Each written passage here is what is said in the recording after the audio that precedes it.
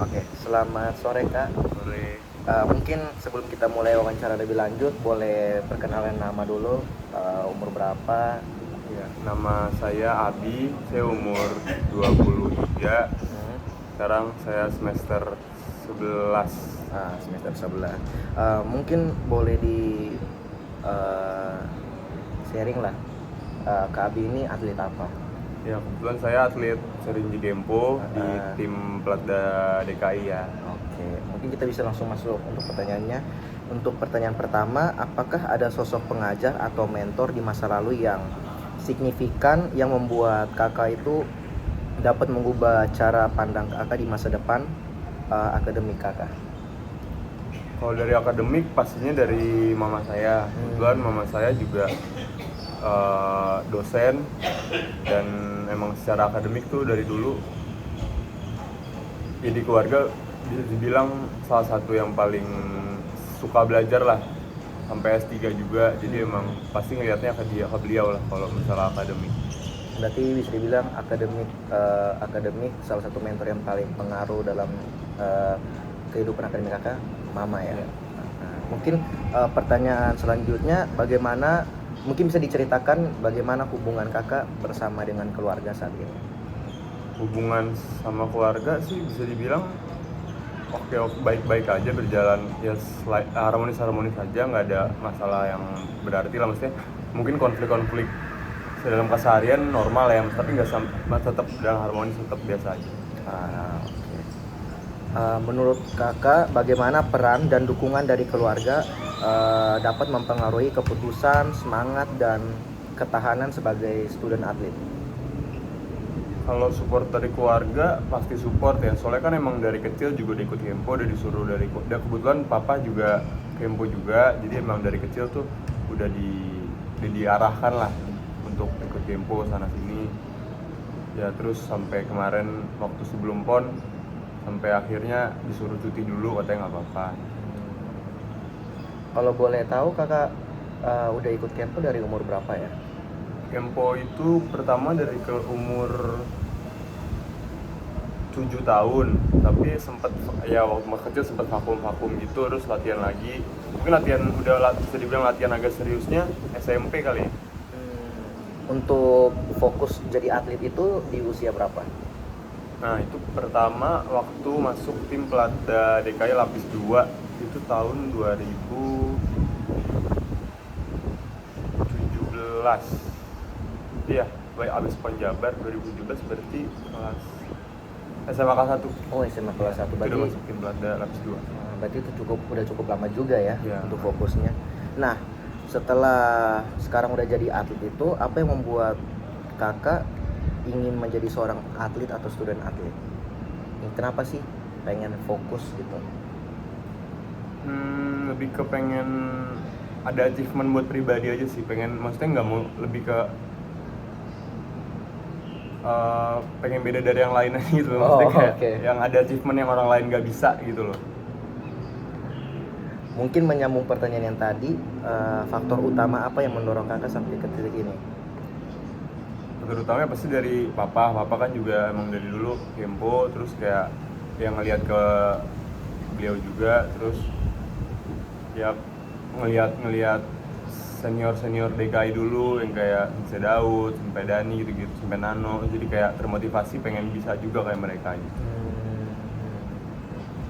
Sejauh ini, hal apa yang menjadi kesulitan terbesar sebagai kakak menjalani peran student atlet, mau itu dalam konteks pendidikan atau konteks keluarga? Ya itu sih paling mungkin karena latihan harus tiap hari, bener-bener pagi sore, pasti ada beberapa saat kuliah atau ujian atau apa dan lain-lain pasti bentrok kan, jadi mau nggak mau pasti ada yang izin lah segala macem, sampai akhirnya kuliahnya juga mundur karena cuti.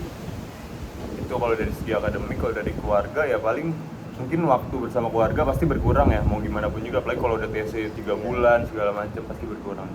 Itu paling pengaruh sih, hal-hal kayak gitu, apalagi TC kan benar-benar harus di mens Iya. gitu kan. Mungkin dalam beberapa tahun terakhir, apakah fokus minat kakak tetap konsisten ataukah kakak sering menemukan obsesi baru gitulah yang membuat kakak ingin meninggalkan minat sebelumnya? Menemukan minat baru enggak sih, cuman waktu yang habis dari PON itu kan sempet drop mental kan gara-gara kalah. Terus sempet ada kepikiran kayak apa udah ya, maksudnya udah berhenti aja atau kayak mungkin kayak sempat ada pikiran emang gue bukan di sini deh tempat gue. Terus dari situ latihan lagi ya ternyata dapat lagi funnya. Kebetulan timnya juga yang sekarang enak, jadi yaudah lanjut lagi. Berarti sekarang enjoy aja. Enjoy. Oke, mungkin kita next lagi ya. Em, Jika kakak diberikan pilihan untuk memulai segalanya dari awal tanpa ada tekanan dari siapapun, apakah kakak akan tetap memilih jalan yang sama yaitu menjadi atlet dan mengapa? Iya, tapi dulu jadi dari SMP SMA itu bisa dibilang masih dipaksa kan sama papa. Oke. Dan ada nyeselnya juga kayak kenapa dulu tuh nggak seriusin dari dulu gitu. Mungkin kalau dari dulu lebih serius pasti sekarang lebih bagus lah, maksudnya kenapa dari dulu tuh lebih milih nongkrong lah, lebih milih segala macam dibandingkan fokus di atlet-atlet itu. Berarti keinginan kakak masih tetap sama lah, masih pengen tetap jadi atlet, cuman em, kenapa harus start terlambat gitu ya? Betul. Oke. Apakah kakak pernah mengalami cedera selama menjadi atlet?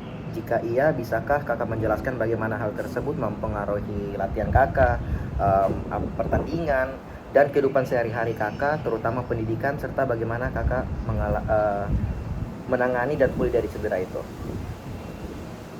Cedera mungkin waktu PON kemarin ya, waktu TC PON kemarin tuh jadi sekitar hampir 10 hari sebelum berangkat itu ada tragedi lah pas latihan, akhirnya cedera. Dan waktu di MRI segala macam ternyata ada robek di tibialis, di otot tibialis. Itu bener-bener ngeganggu banget sih latihan, bener-bener buat jalan aja even sakit. Udah sempet kayak mentalnya drop banget sampai kayak mikir nggak bisa main segala macam. Terus akhirnya pas tanding pun sampai minum painkiller, sampai disuntik painkiller juga setiap mau main, semprot Advil segala macam. Ya pasti ngeganggu banget sih itu, buat performa pasti turun. Terus kalau untuk pendidikan enggak sih, maksudnya enggak sampai yang mengganggu pendidikan sih kalau dari segi cedera, cuman ke performa waktu pertandingan aja. Oke. Mungkin menyambung dari cerita kakak yang tadi, kan berarti kakak juga pernah sempat mengalami titik pengen menyerah juga kan. Nah terus motivasi apa atau ada hal apa yang membuat kakak itu masih bisa bertahan sampai sekarang gitu loh, setelah melewati fase-fase yang mungkin kurang mengenakan lah? Mungkin lebih ke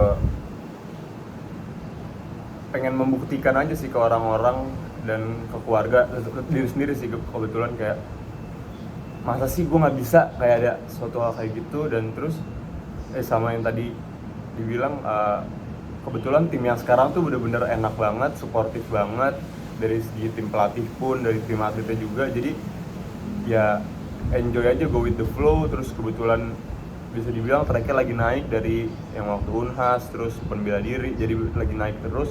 Jadi lagi momentum, lagi mentalnya lagi enak aja sih. Nah berarti peran dari teman-teman di tempat latihan itu juga pengaruh banget buat motivasi. Betul. Kakak. Nah, kita masuk ke pertanyaan selanjutnya. Bagaimana kakak memandang kegagalan? Apakah sebagai tanda untuk berhenti atau sebagai data untuk evaluasi? Di awal ya tadi bilang sempat pengen nyerah kan, cuman Iya. dari situ kayak ada pikiran kayak masa sih nggak bisa, harus ya mau nggak mau latihan lebih keras lagi aja buat bisa ngebuktiin kalau sebenarnya bisa. Berarti ketika kakak pride itu sendiri sih ya, lebih Iya, kayak bener. pride Dari dalam diri daripada aja, diri iya. sendiri. Berarti kayak oh masa gue nggak bisa, gue harus kerja lebih keras lagi gitu ya. Oke. Nice sih, itu bagus banget sih kisah kakak. Sejak menekuni olahraga Kempo terkhususnya dan memutuskan untuk serius, apakah mempengaruhi pendidikan Anda, motivasi akademik, dan bagaimana Anda membagi waktu antara latihan? Mungkin lebih kayak bagaimana cara kakak membagi waktu lah antara latihan dan perkuliahan. Untuk membagi waktu jujur sebenarnya agak susah ya. Oke. Kebetulan kemarin juga cuti 2 semester kan, waktu dari Prapon ke Taikai. Iya, Prapon ke Taikai itu cuti 2 semester. Terus ya untuk emang agak susah sih sebenarnya, kalau apalagi kalau udah harus TC sampai 3 bulan gitu kan, bener-bener nggak bisa kelas sama sekali. Jadi kayak mau nggak mau pasti harus cuti, dan ya pasti akan mundur juga waktu studinya kan. Itu juga sih, ya itu udah pressure juga sih dari orang tua, kayak kapan lulus kayak gitu deh. Oke, oke. Nah, ini untuk pertanyaan terakhir nih, Kak. Apakah pernah Kakak merasakan sinyal dari tubuh bahwa tubuh Kakak itu udah merasa lelah gitu lah, atau udah capek gitu, tapi bagaimana lah cara Kakak mengatasi hal tersebut? Pasti pernah lah, apalagi pas lagi dalam TC yang udah kayak intensitasnya tinggi banget. Itu pasti ada di titik-titik, even dari mentalnya pun jenuh, latihan terus kayak badan semua rasa udah capek banget, udah bener-bener ini. Ya balik lagi, salah satunya mental, mau nggak mau dari diri sendiri untuk bisa ngelawan rasa itu. Dan tapi perlu diingat juga, ada emang kadang-kadang tubuh tuh ngasih tanda kalau kita udah nggak kuat. Emang kadang kita harus stop dulu. Ingat, kalau kata Coach Ardi, better kita mundur 1 langkah untuk maju 4 langkah. Jadi jangan, kalau kita tabrak terus pun mungkin karena badan kita mau nggak kuat, yang ada kita malah cedera, terus malah yang ada malah makin parah, drop, yang ada malah baik juga. Tapi memang benar juga sih, karena kan kebanyakan atlet itu justru dia selalu memaksakan untuk bisa nembus limitnya juga kan. Jatuhnya bukan membaik, malah drop gitu. Mungkin untuk pertanyaan sudah selesai, Kawi. Thank you banget udah mau menyempatkan waktu untuk wawancara. Mungkin ada pesan terakhir gitu untuk teman-teman di luar sana atau teman-teman atlet gitu, yang terkhususnya student atlet. Soalnya kan berat kan menjalani dua peran itu. Jujur, untuk semua student atlet keren yang udah bisa ngejalanin kuliah atau sekolahnya dan atletnya secara bersamaan, secara beriringan, berprestasi di dua-duanya. Itu jujur susah banget, keren banget ya, pokoknya pertahankan itu terus ya. Udah, oke lah, mantap. Oke, terima kasih Kak atas waktunya.